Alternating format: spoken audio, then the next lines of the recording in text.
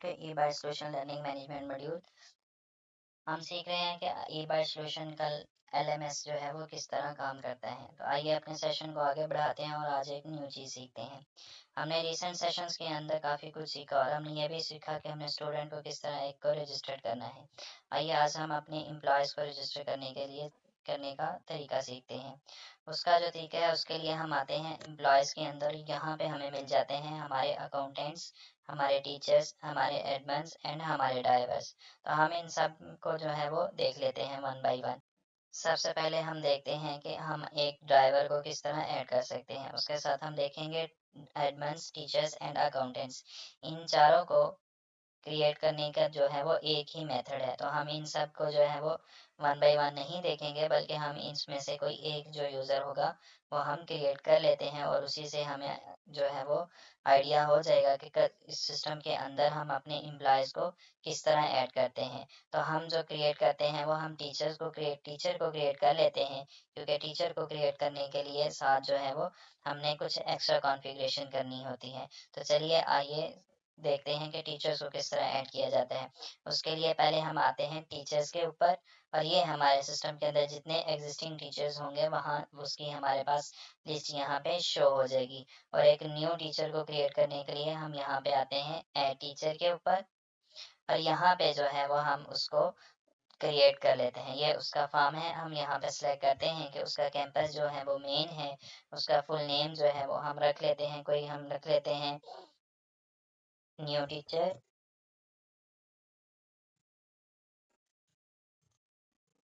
ये हमने उसका नेम रख लिया, हम उसका कोई भी प्रीफिल एड्रेस दे लेते हैं।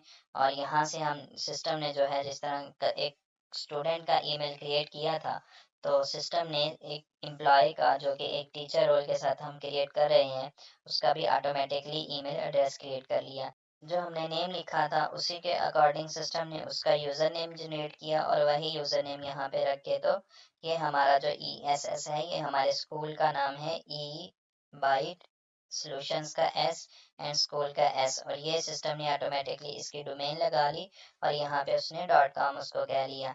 ये उसने सिस्टम में खुद ही ईमेल क्रिएट कर लिया, खुद ही यूज़र नेम क्रिएट कर लिया। सो हमें बार बार ये चीज़ें जो है वो क्रिएट करने की जरूरत नहीं है, बल्कि सिस्टम खुद ही जो है वो ऑटोमेटिक फिल कर लेता है। उसके साथ हम यहाँ पे इसका व्हाट्सएप नंबर लिखते हैं, और जब हम व्हाट्सएप नंबर लिखते हैं जो इसका फ़ोन प्राइमरी फ़ोन है, उसके अकॉर्डिंग सिस्टम जो है इसका सेकेंडरी फ़ोन जो है वो खुद ही फिल कर लेता है। तो ये सिस्टम ने उसका सेकेंडरी फ़ोन जो है वो खुद ही फिल कर लिया। डेट ऑफ एम्प्लॉयमेंट जो है वो ऑब्वियसली करंट डेट होती है, तो सिस्टम ने इसको करंट डेट उठा लिया। ये जो यूज़र नेम है हम इसी को कॉपी करते हैं और इसी को हम जो है वो अपने पास पासवर्ड जो है वो रख लेते हैं। हमने यही उसका पासवर्ड रख लिया। उसका जेंडर हम जो है वो हम चूज़ कर लेते हैं, उसका मेल जेंडर है। और ये जो टंग जो हमने इसकी नेटिव लैंग्वेज दी थी, वो हमने, आपको याद हो तो हम जब कॉन्फ़िगरेशन को सीख रहे थे तो हमने ग्लोबल कॉन्फ़िगरेशंस के अंदर या इस सेक्शन के अंदर यहाँ पे हमने नेटिव लैंग्वेजेस डिफाइन की थी, और वहाँ से जो एक्टिव लैंग्वेजेस हैं वो हमारे पास यहाँ पे उर्दू शो हो रही है। नेशनैलिटी पाकिस्तान है हमारा, और in case of others we can simply change it. और यहाँ पे हमारे पास रिलीजन है, ये रिलीजन जो है ये भी हमने ग्लोबल कॉन्फ़िगरेशन के इस सेक्शन के अंदर डिज़ाइन किए थे। तो जो एक्टिव रिलीजन है वो हमारे पास यहाँ पे शो हो जाते हैं, और बाय डिफ़ॉल्ट जो है वो इस्लाम एक्टिव है। हम इसको भी चेंज कर सकते हैं और सिस्टम में जनरेट भी कर सकते हैं। यहाँ पे उसका स्टेटस है एक्टिव है।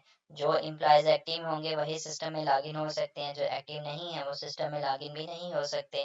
तो यहाँ पे हमारे पास हमने देखा कि इसका हमने स्टेटस एक्टिव रखा, और यहाँ से हम इसको स्टेट असाइन कर लेते हैं पंजाब। यहाँ पे हम इसका जो है वो हम दे लेते हैं इसको रावलपिंडी दे लेते हैं हम इसको। और यहाँ से अगर हमारे पास कोई ब्लड ग्रुप है उसका तो हम असाइन कर लेते हैं, अदरवाइज हम रहने देते हैं।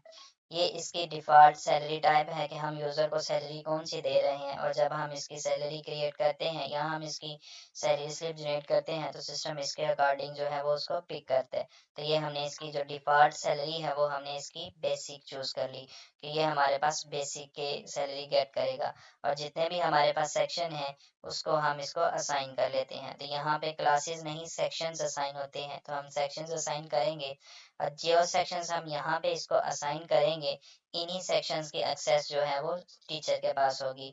टीचर जो है वो उसके पास इतना राइट होगा कि वो इन्हीं स्टूडेंट्स की जो इस सेक्शन के अंदर हैं उसकी अटेंडेंस मार्क कर सकते हैं, उसके एग्जाम्स के मार्क्स ऐड कर सकते हैं, और इवन जो अदर एक्टिविटीज़ हैं वो इन्हीं क्लासेस की जो है वो मैनेज कर सकते हैं।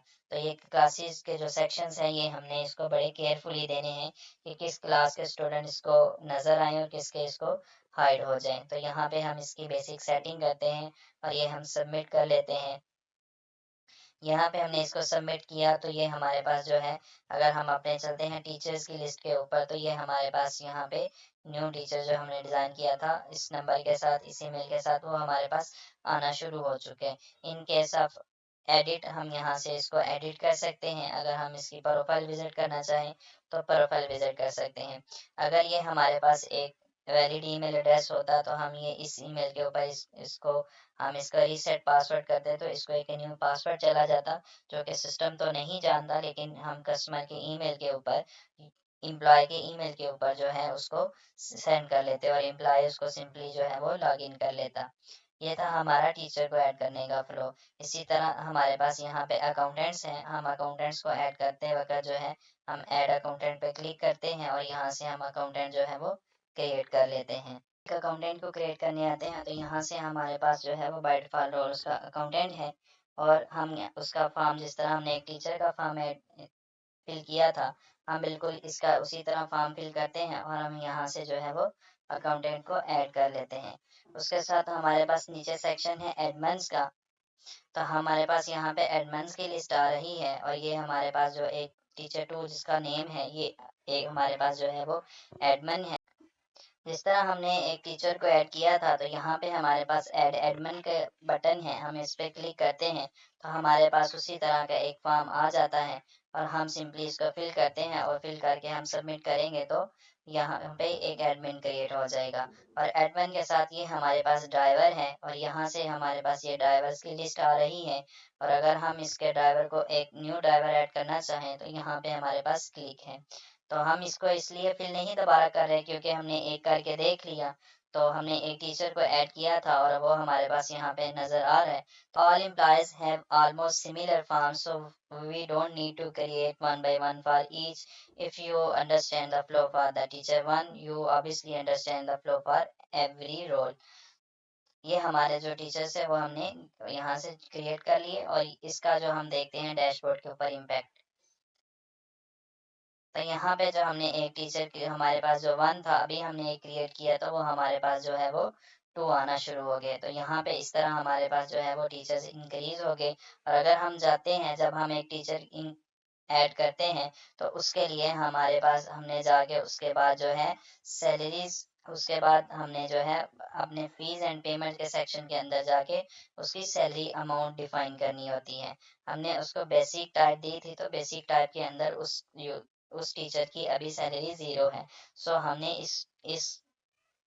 इस टीचर को, इस एम्प्लॉय को अपनी को सैलरी देनी है जो भी हमारा कांटेक्ट हुआ है, हमारा उसके साथ कांटेक्ट हुआ है लेट्स सपोज 3000 में, तो हमने उसको ये 3000 सैलरी जो है वो यहाँ से प्रोवाइड करनी है। तो ये हमने उसकी सेटिंग कर ली। At the end of the month जब हम उसको सैलरी पे करेंगे तो यहाँ से वो उसका 3000 जो है वो पिक होगा। और ये for all over the session जो 2025 सेशन हमारा इस वक्त चल रहा है ये उसके लिए इनफ है। यहाँ पे हमारा जो सेशन है ये था हमारा एम्प्लॉयज़ का सेक्शन, और इस ये था हमारा एम्प्लॉयज़ का सेक्शन। आज हमने सीखा कि एक एम्प्लॉय को हम किस तरह ऐड कर सकते हैं और फिर हम उसकी सैलरी को किस तरह मैनेज कर सकते हैं। हमने उसकी सैलरी क्रिएट कर ली तो उसके बाद जो है वो हम उसको सिंपली सैलरी के अंदर जाके तो पे कर सकते हैं यहाँ से सैलरी पे। और इसकी गाइडलाइन जो है वो आपको इस वाले सेक्शन पे वीडियो गाइड से मिल जाएगी। हमने ये ऑलरेडी देखा हुआ है। आज के लिए इतना ही। नेक्स्ट हम मिलते हैं एक न्यू टॉपिक के साथ। अगर आपका एम्प्लॉयज़ के सेक्शन के अंदर कोई भी क्वेश्चन हो तो आप सिंपली कमेंट कर सकते हैं, we will respond to your query. Otherwise if you need a one-to-one session, we can obviously arrange a one-to-one meeting with you, so we can discuss the complexities of the system or confusions of the system for you for the better understanding. Thanks for watching the video.